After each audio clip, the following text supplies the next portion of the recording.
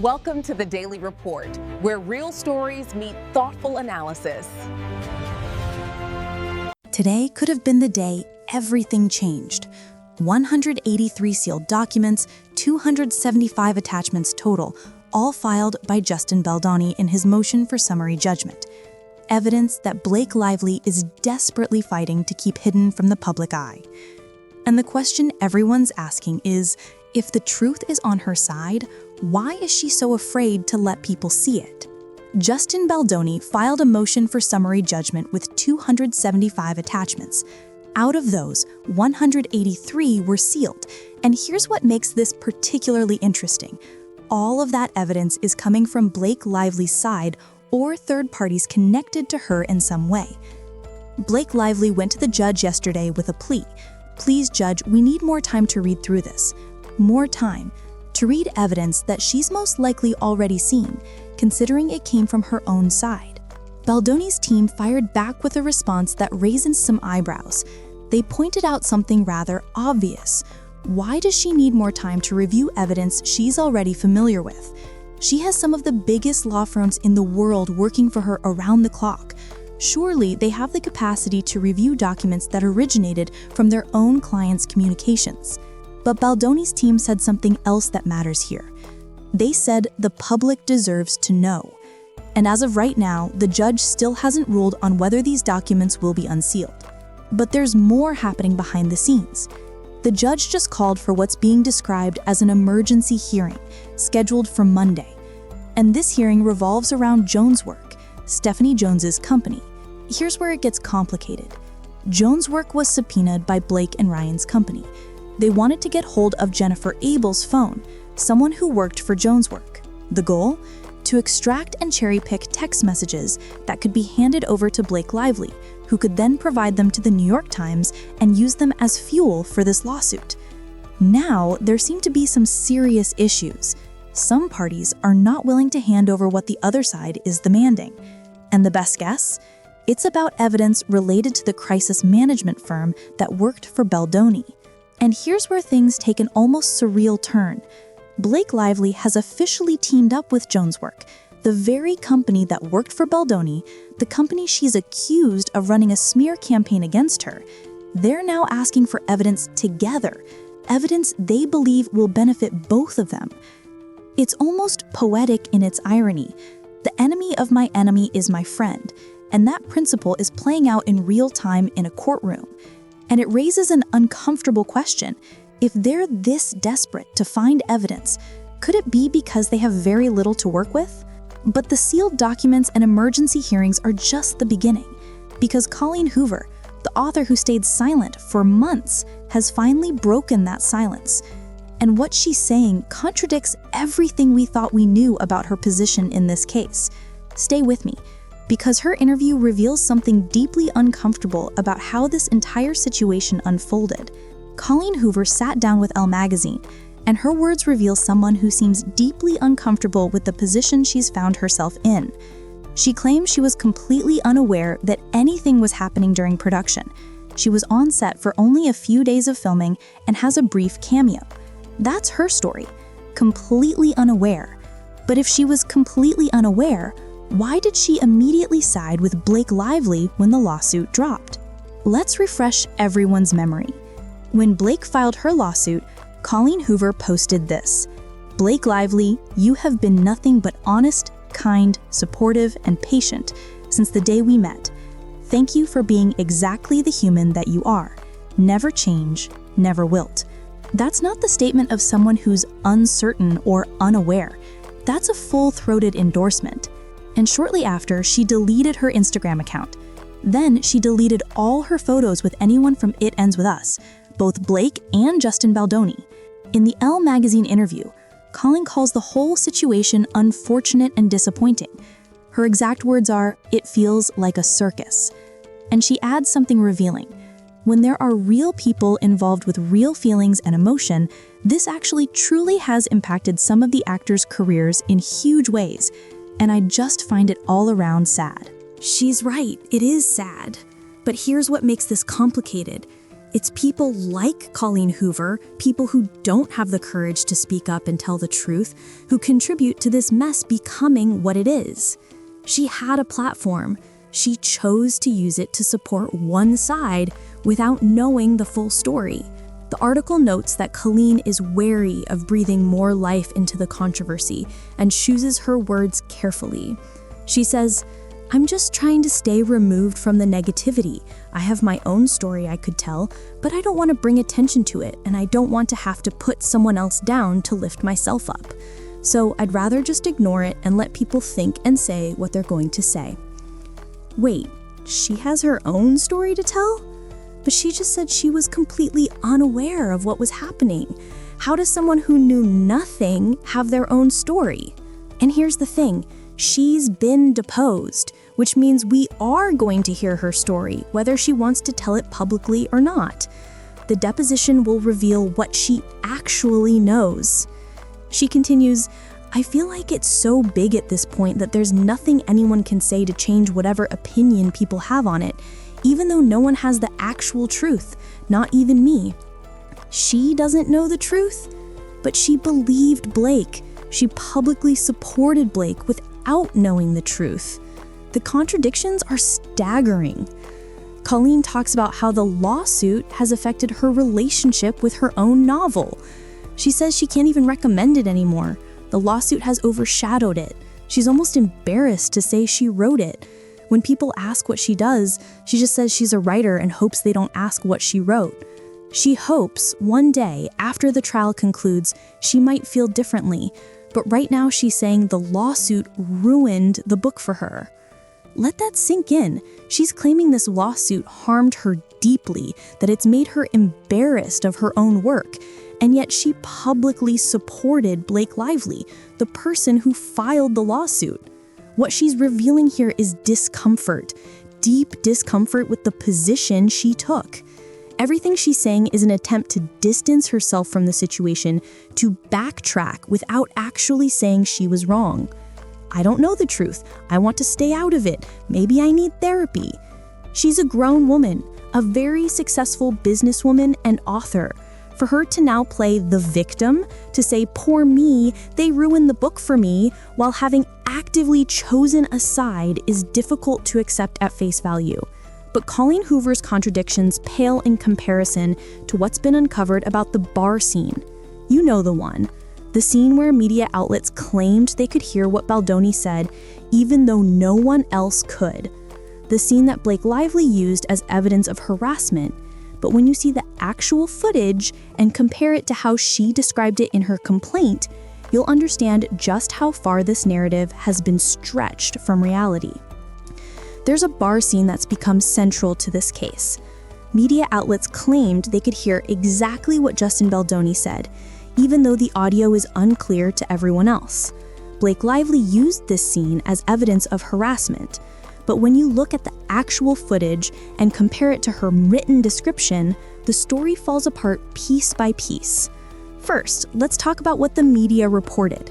Several outlets claimed that in this bar scene, Baldoni joked saying, "I missed the sexual harassment training." They were certain of it. They could hear it clearly, they said, even though no one else could make out those words. Interestingly, Baldoni himself included this footage as part of his defense. He submitted it as evidence, and Blake Lively took that evidence and twisted it. She claimed that in this clip, Baldoni said she looked sexy in her onesie, and that he said she was hot when he was actually talking about the temperature in the bar. The media story about him saying, "I missed the sexual harassment training," was almost certainly planted by her team. No one else can hear those words in the footage, but her team put it out there with confidence. "We can swear that's what he's saying, even though you can't hear it." Why? Because they wanted to connect Baldoni with sexual harassment in Google search results. They wanted those words linked to his name permanently. That's how calculated this strategy has been. Let's look at how Blake Lively described this scene in her second amended complaint. Her words matter here, so let's go through them carefully. She writes, "On another day, Miss Lively wore a low-cut dress to facilitate breastfeeding, but had it covered up with a coat. When the jacket briefly popped open at one point to reveal the dress, Mr. Baldoni commented about how much he liked her outfit, which flustered Miss Lively. Pause there. He said he liked her outfit, and this flustered her. You can't even compliment someone's outfit without it being presented as inappropriate behavior. She continues, later that day, Mr. Baldoni pressured Miss Lively, who was in her pre-approved wardrobe, to remove her coat in front of the crew and multiple background actors in a packed bar. Notice the language, pressured, in a packed bar.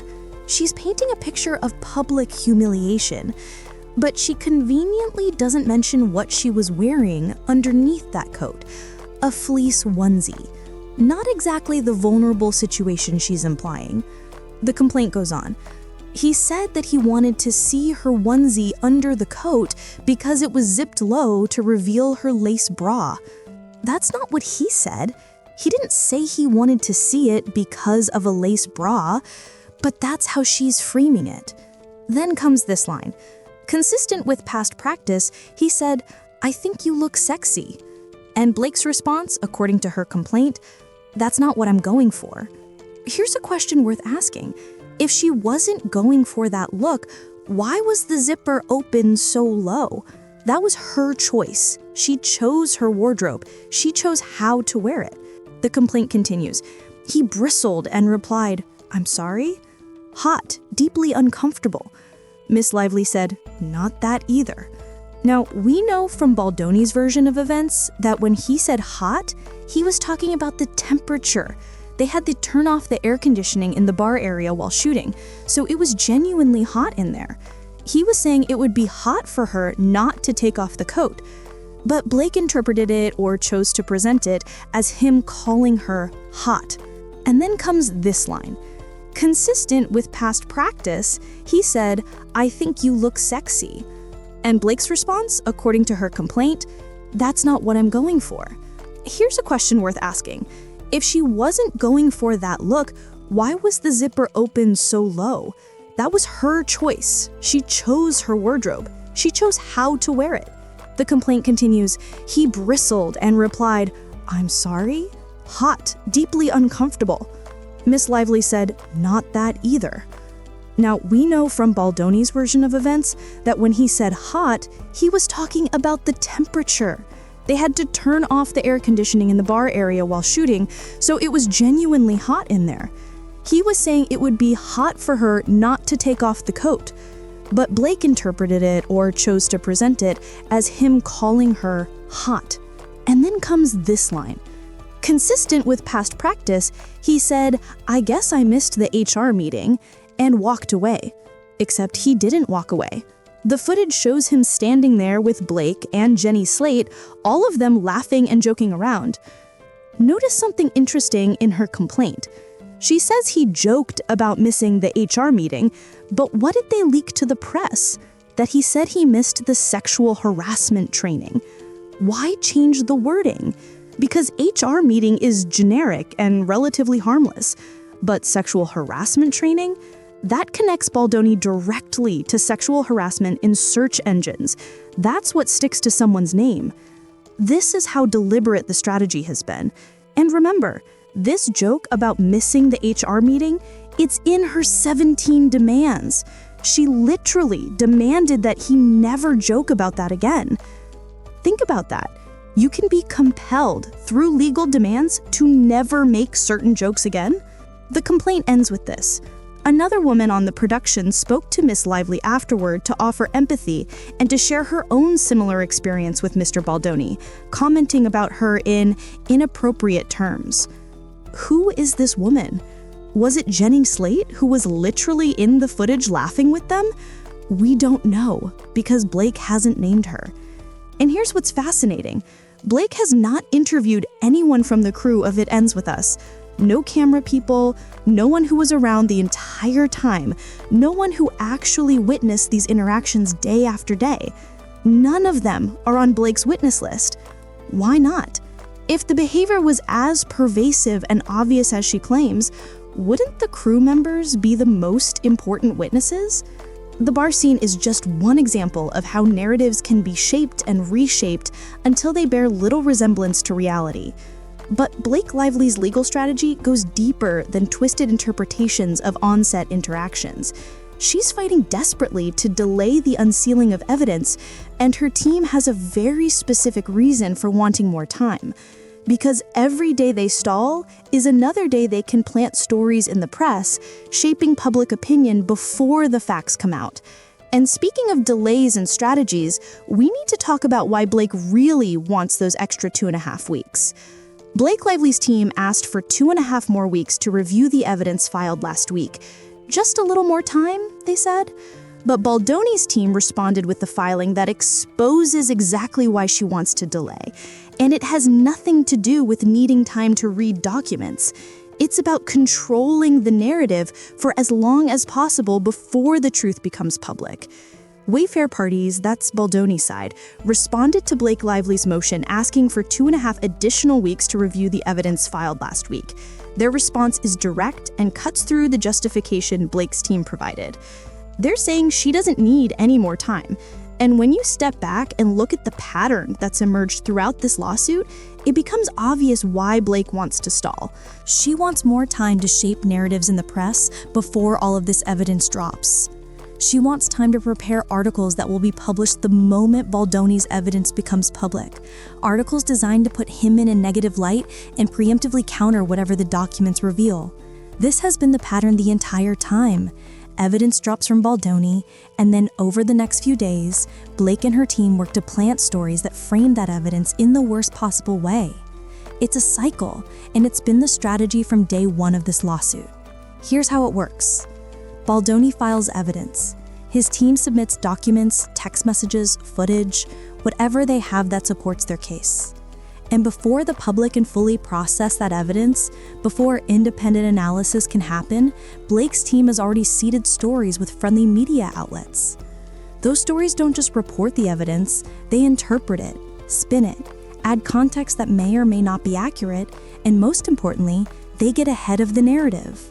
By the time people see the actual evidence, they've already been told what to think about it. It's sophisticated, it's calculated, and it's been remarkably effective at keeping public opinion on Blake's side, despite the fact that, as more evidence emerges, her version of events looks increasingly questionable. Remember, these 183 sealed documents that Blake is fighting to keep hidden, they're not from Baldoni's side. They're from her side or from third parties connected to her. This is her own communications, her own messages, her own words potentially coming back to contradict the story she's been telling publicly. If the evidence supported her narrative, would she be fighting this hard to keep it sealed? Would she need 2.5 more weeks to prepare for its release? Baldoni's team made this point in their response. She's already seen most of this evidence. It came from her. She has some of the biggest law firms in the world working around the clock on this case. They have the resources to review these documents quickly. The delay isn't about preparation, it's about strategy. But while Blake's team fights to control the narrative in court, Ryan Reynolds has been out in public, carefully reshaping his own image. He's talking about mental health, soft parenting, and emotional safety. It's a very deliberate shift in his public persona. But when you look closely at what he's saying, especially in his recent interview about parenting, and compare it to his actual behavior, something doesn't quite add up. Ryan Reynolds is taking on extra work. The legal bills are piling up, as one might expect, with multiple lawsuits in play, and he's been doing more appearances, more interviews, more paid speaking engagements. One of these was at the Wall Street Journal CMO Summit in New York this week. People magazine covered it with the story headlined, Ryan Reynolds on why he soft parents his 4 kids with Blake Lively, but jokes they're still spawns of Satan. In the interview, Reynolds talks extensively about soft parenting and creating a place of safety for his children. He emphasizes how important this is to him. He says that's not how he grew up, and he's making different choices for his kids. He's been talking a lot about mental health lately, about being a people pleaser, about emotional awareness and growth. It's a very different public image than the Ryan Reynolds of even a year ago, the one known primarily for quick wit and relentless marketing savvy. But here's where it gets interesting.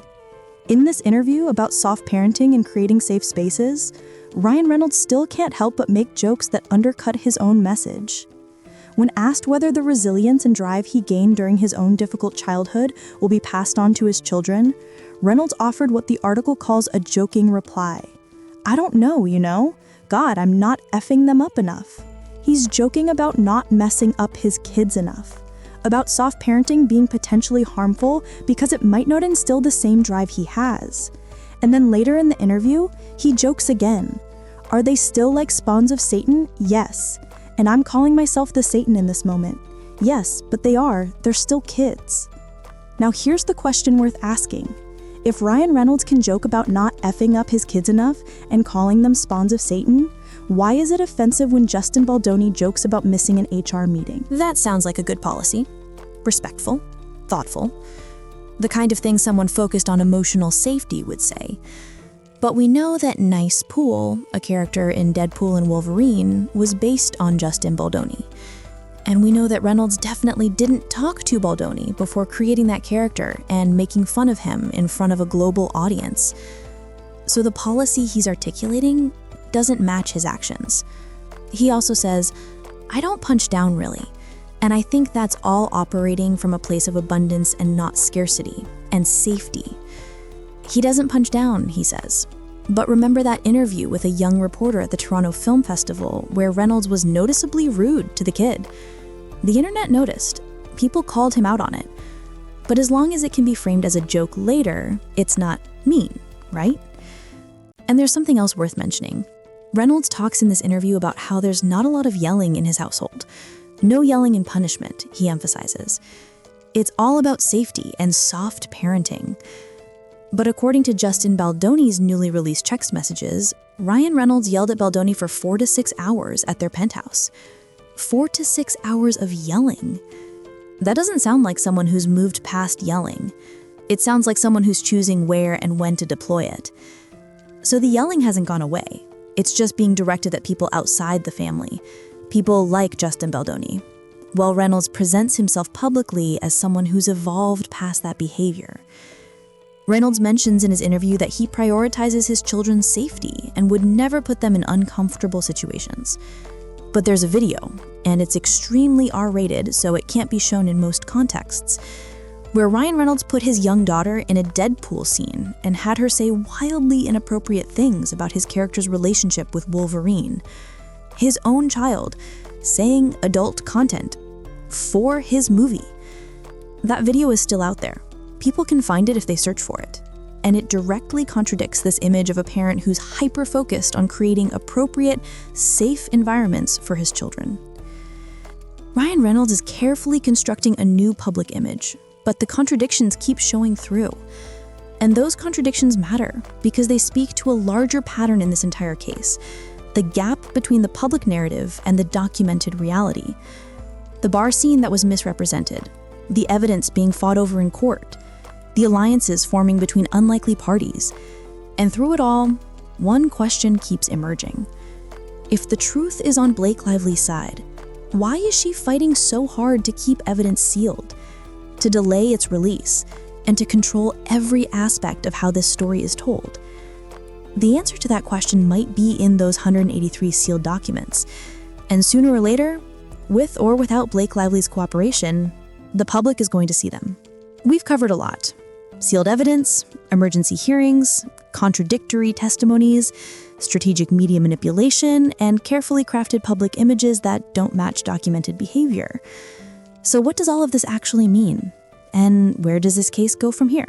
When you step back and look at everything that's emerged over the past weeks, a pattern becomes clear. Blake Lively's strategy has been built on controlling the narrative at all costs. Every piece of evidence that emerges from Baldoni's side is immediately met with planted stories that reframe or discredit it. Every delay in court proceedings gives their team more time to prepare that counter-narrative. The bar scene is perhaps the clearest example. Baldoni submitted it as evidence to support his defense. Blake took that same evidence and spun it into something completely different, adding details that aren't visible in the footage and attributing statements that can't be clearly heard. And the media ran with her version because it fit the narrative that had already been established. Powerful man harasses actress on set. It's a story people are primed to believe, and for good reason.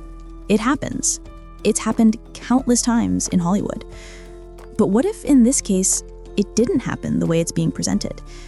Colleen Hoover's contradictory interview reveals something important about how this narrative was established. She admitted she knew nothing about what was happening on set. She wasn't there for most of production. She has no firsthand knowledge of the dynamics between Blake and Baldoni. But yet when Blake filed her lawsuit, Colleen immediately and publicly sided with her. No hesitation. No, I need to understand what happened. Just full support for Blake, calling her honest and kind.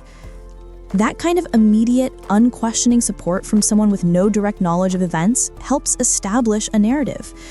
It signals to the public, this person, this author, whose book was adapted, believes Blake. So you should too. But now Colleen is backtracking without actually admitting she was wrong. She doesn't know the truth. She wants to stay out of it. Maybe she needs therapy. She's distancing herself from her own public statement, and that distance speaks volumes. And then there's the surreal development of Blake Lively teaming up with Joneswork, the company she accused of running a smear campaign against her. They're now working together to find evidence. When the person suing you and the company they accused of defaming them join forces, it suggests something. They're both desperate to find material that supports their positions. And when you're desperate to find evidence, it often means you don't have enough of it. Ryan Reynolds' involvement in this case cannot be understated. According to Baldoni's text messages, Reynolds yelled at him for hours. Reynolds allegedly got involved in script decisions, in on-set dynamics, in ways that went far beyond a supportive spouse. And now Reynolds is out doing interviews, reshaping his image, talking about emotional safety and soft parenting, while simultaneously joking about not messing up his kids enough. The cognitive dissonance is striking. He's doing what his wife is doing, controlling the narrative, presenting a version of himself that may or may not align with his actual behavior, but that serves the current moment's needs. Which brings us back to those 183 sealed documents. As of now, they remain sealed. The judge hasn't ruled on whether they'll be made public or whether Blake will get her additional 2.5 weeks to prepare for their release. But eventually, they will come out.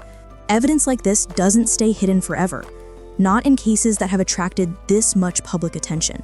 And when those documents are unsealed, we'll see communications from Blake Lively's side, from third parties connected to her, that she's fought hard to keep private. We'll see whether they support her narrative or contradict it.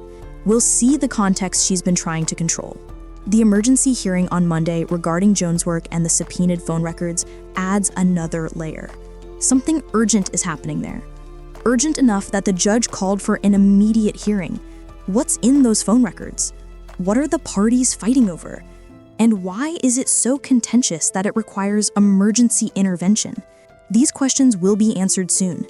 The case is moving forward despite Blake's attempts to slow it down. Here's what often happens in high-profile defamation and harassment cases. The side with the weaker case tries to win in the court of public opinion because they know they can't win on the facts. They plant stories. They shape narratives. They delay and obscure and hope that by the time the truth comes out, people have already made up their minds. The side with the stronger case tends to be more willing to let evidence speak for itself. They're less desperate to control every headline, every interpretation, every piece of information that goes public. Look at how this case has played out so far, and ask yourself which side seems more desperate to control the narrative. Which side is submitting evidence and saying, "Here, look at this," and which side is fighting to keep evidence sealed, asking for more time, planting stories before facts can be independently verified. Blake Lively said when she filed her lawsuit that she hoped her legal action would pull back the curtain on these sinister retaliatory tactics to harm people who speak up about misconduct and helps protect others who may be targeted. But what has she actually accomplished? She's spoken about this case exactly as much as legally required and not one word more. She hasn't used her platform to advocate for other women or to address systemic issues in the industry. What she has done is drag numerous people through this public spectacle, People like Colleen Hoover, who now say the situation has given them PTSD and made them embarrassed of their own work. And perhaps most damagingly, she's made it harder for the next woman who comes forward with legitimate allegations to be believed. Because when cases like this fall apart under scrutiny, when narratives are revealed to be manipulated, the public becomes more skeptical of everyone. That's the real harm here. The unsealed documents will come out. The emergency hearing will reveal whatever's so urgent about those phone records. Depositions will continue, including Colleen Hoover's, where she'll have to tell that story she says she has, but doesn't want to share publicly. And at some point, this case will either settle or go to trial. If it settles, we may never get full transparency about what really happened. If it goes to trial, everything will come out. Every message, every video, every witness statement.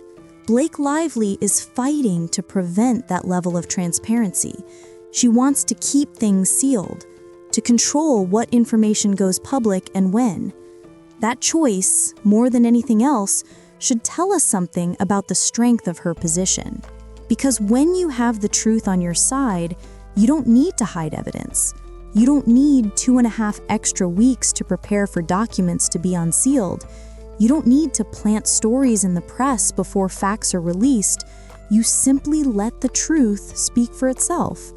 And in this case, the truth is fighting very hard to be heard. The question is whether it will break through the carefully constructed narrative before people have already made up their minds. This case has become about more than just Blake Lively and Justin Baldoni. It's about how narratives are shaped in the modern media landscape. It's about how powerful people with resources and connections can control public perception, at least for a while. It's about the gap between the story we're told and the story that actually happened. And it's a reminder that in the age of social media and instant public judgment, we should all be a little more skeptical, a little more willing to wait for evidence before deciding who to believe. Because sometimes, the person claiming to be the victim is actually the one wielding power. And sometimes, the person accused of wrongdoing is the one telling the truth. We'll find out which is which when those 183 documents are finally unsealed. Until then, all we can do is watch, question, and remember that things are rarely as simple as they first appear.